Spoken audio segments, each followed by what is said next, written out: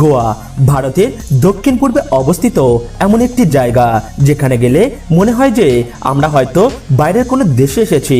আপনি এখানে গেলে এবং এখানকার পরিবেশ দেখে আপনার মনে হবে যে আপনি হয়তো ইউরোপের কোনো দেশে রয়েছেন। বলা হয় যে এই জায়গায় একবার কোনো ব্যক্তি গেলে আর ফিরে আসতে ইচ্ছা করবে না। এই জায়গায় গেলে আপনি আশেপাশের সব জায়গায় আধুনিকতার ছোঁয়া দেখতে পারবেন। আজকে আমি গোয়া সম্পর্কে আপনাদেরকে এমন কিছু চমৎকার ও মজার তথ্য দেব যা আপনি এর আগে হয়তোবা কখনো শোনেননি। তো অবাক করা তথ্যে ভরপুর এই ভিডিওটি দেখতে আমাদের সঙ্গে শেষ পর্যন্ত অবশ্যই থাকবেন। তার আগে আপনাদের কাছে একটি ছোট্ট অনুরোধ, আপনি যদি আমাদের চ্যানেলে নতুন হয়ে থাকেন তাহলে অবশ্যই চ্যানেলটি সাবস্ক্রাইব করে পাশে থাকা বেল আইকনটি বাজিয়ে দেবেন যাতে আমাদের আপলোড করা ভিডিও আপনি সবার আগে দেখতে পারেন।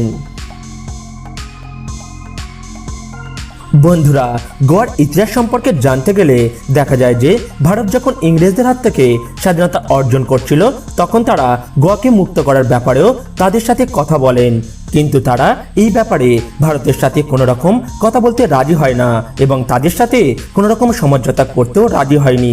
1961 সালের 19 ডিসেম্বর ভারতীয় বাহিনী অপারেশন বিজয়ের সাথে সামরিক অভিযান শুরু করে। ফলে গোয়া, দমন এবং দিউকে ভারতীয় ইউনিয়নে অধিগ্রহণ করা হয়। গোয়া, দমন এবং দিউ ভারতের কেন্দ্রশাসিত অঞ্চল হিসাবে সংগঠিত হয়। 1987 সালে 30 মে কেন্দ্রীয় অঞ্চল হিসাবে বিভক্ত হয়ে যায়। আয়তনের হিসাবে ভারতের ক্ষুদ্রতম এবং জনসংখ্যার বিচারে ভারতের চতুর্থ ক্ষুদ্রতম অঙ্গরাজ্য। এটি ভারতের পশ্চিম উপকূলে কোঙ্কণ নামের অঞ্চলে অবস্থিত। গোয়ার উত্তরে মহারাষ্ট্র, পূর্ব এবং দক্ষিণে কর্ণাটক এবং পশ্চিমে আরব সাগর। গোয়া 3702 বর্গ কিলোমিটার জায়গা জুড়ে বিস্তৃত। আয়তনের অনুসারে এটি বিশ্বের 29তম স্থানে রয়েছে। জনসংখ্যা 14,58,545 জন। জনসংখ্যার বিচারে এটি বিশ্বের 26তম স্থানে রয়েছে। 2011 সালের আদমশুমারি অনুসারে 66.1% হিন্দু, 25.1% খ্রিস্টান এবং 8.3% মুসলমান। প্রায় 0.1% রয়েছে খ্রিস্ট ধর্ম, বৌদ্ধ এবং জৈন ধর্মের অনুসারী। বন্ধুরা, গোয়ার সব থেকে আকর্ষণীয় বিষয়ের ব্যাপারে যদি বলা হয় তবে সেটা হলো গোয়াকে ভারতের সব থেকে মডার্ন শহর বলা হয়। এখানে আপনি সব জায়গায় আধুনিকতার ছোঁয়া দেখতে পাবেন। এখানে প্রতি বছর প্রায় 35 লক্ষ পর্যটক ঘুরতে আসে। ট্যুরিজম গড় মেরুদণ্ড সমতুল্য। এই জন্য গোয়া ভারতের সবথেকে ধনী শহর হিসাবে মর্যাদা পেয়েছে। গোয়া ভারতের ঠিক সেই জায়গা যেখানে মানুষের, বিশেষ করে মেয়েদের ইচ্ছার পুরোপুরি মর্যাদা দেওয়া হয়ে থাকে। এখানে মেয়েরা যেমন খুশি তেমন স্বাধীনভাবে চলতে পারে। সর্বপ্রথম ইংরেজি মিডিয়াম স্কুল, মেডিকেল কলেজ এবং প্রিন্টিং প্রেস গোয়াতেই তৈরি হয়েছিল। এছাড়া এশিয়ার সর্বপ্রথম চার্চ এবং সর্বপ্রথম লাইব্রেরি এই গোয়াতেই তৈরি হয়েছিল। এখানে আপনি 18 শতকের বইও খুঁজে পাবেন। গোয়ার নাইট লাইফ পুরো ভারতের মধ্যে 1 নম্বরে রয়েছে, আর গোয়ার নাইট লাইফ পুরো বিশ্বে 5ম স্থানে অবস্থান করছে। সেটা ভারতের জন্য একটি গর্বের বিষয়। গোয়াতে 4000-এরও বেশি মদের বার রয়েছে এবং প্রত্যেকটা বার সরকার কর্তৃক লাইসেন্স প্রাপ্ত। বন্ধুরা, গোয়াতে অনেকগুলো ম্যাসেজ পার্লার রয়েছে যেখানে আপনি আপনার ক্লান্তি দূর করতে পারবেন।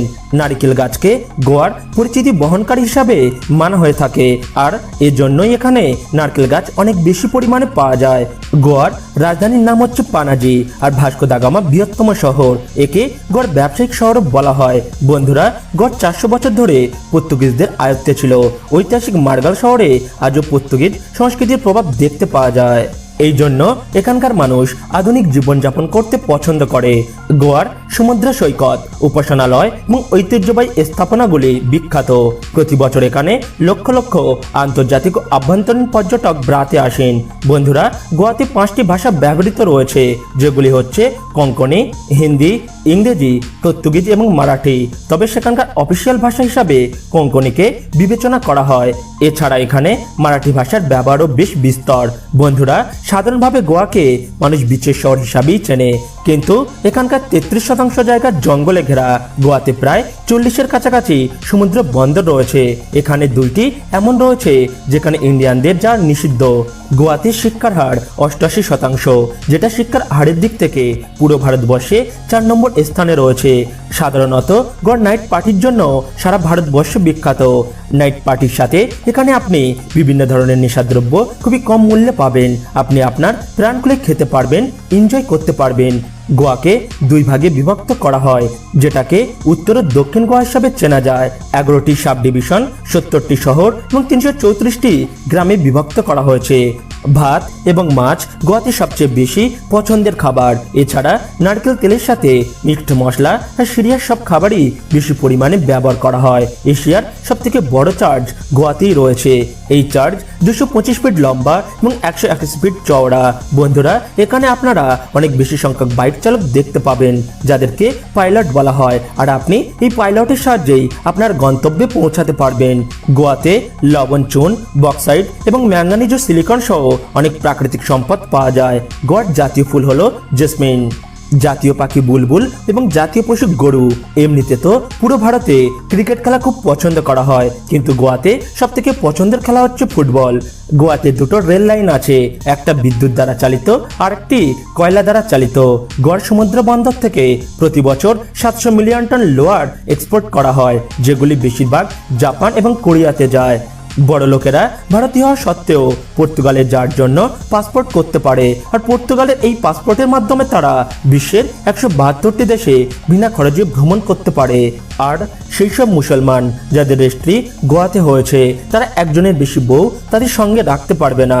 তাদের দুজনের পুরোপুরি অধিকার থাকে এবং তালাকের সময় প্রত্যেক স্বামী স্ত্রী সমন্বিতভাবে তালাকের জন্য দায়িত্ব গ্রহণ করবে। বন্ধুরা, হানিমুন কিংবা ফ্যামিলি ট্যুর অথবা বন্ধুদের সাথে ছুটি কাটানোর জন্য গোয়াকে ভারতের বেস্ট ডেস্টিনেশন বলা হয়। বন্ধুরা, এগুলিই ছিল গোয়া সম্পর্কে কিছু আকর্ষণীয় তথ্য, যা আশা করি আপনাদের ভালো লেগেছে। ভিডিওটি ভালো লাগলে লাইক ও শেয়ার করবেন। দেখা হবে পরের এক ভিডিওতে। ধন্যবাদ।